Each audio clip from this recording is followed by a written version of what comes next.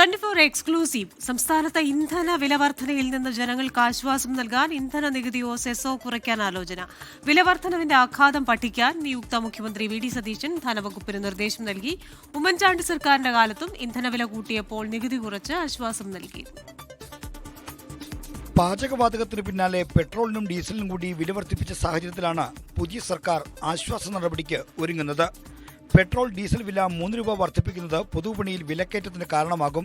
ജനജീവിതം ദുസ്സഹമാകുന്ന സാഹചര്യത്തിൽ ഇന്ധന നികുതിയോ സെസോ കുറച്ച് ആശ്വാസം നൽകുന്നതാണ് പരിഗണനയിലുള്ളത്.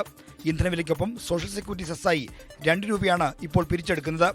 ഇന്ധന വിലക്കയറ്റത്തിന്റെ പ്രത്യാഘാതം വിലയിരുത്താൻ ധനവകുപ്പ് അഡീഷണൽ ചീഫ് സെക്രട്ടറി KR ജ്യോതിലാലിന് നിയുക്ത മുഖ്യമന്ത്രി നിർദ്ദേശം നൽകി. ഉദ്യോഗസ്ഥന്മാരുമായിട്ട് അതിനെക്കുറിച്ച് വിശദമായി ചർച്ച ചെയ്ത് അതിൻ്റെ ഇമ്പാക്റ്റ് എന്താണെന്ന് പരിശോധിച്ചുകൊണ്ടിരിക്കുകയാണ്.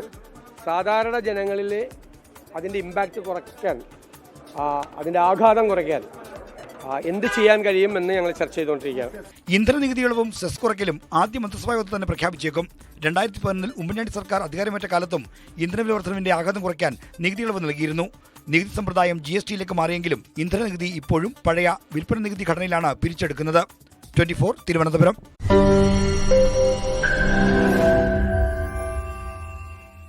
ലോകത്തെവിടെയായാലും ഏത് സമയത്തും 24 വാർത്തകളും ഓഗ്മെന്റഡ് റിയാലിറ്റി പാക്കേജുകളും എക്സ്പ്ലെയിനറുകളും വിശദമായി കാണാൻ ഞങ്ങളുടെ യൂട്യൂബ് ചാനൽ നിങ്ങൾക്ക് സബ്സ്ക്രൈബ് ചെയ്യാം.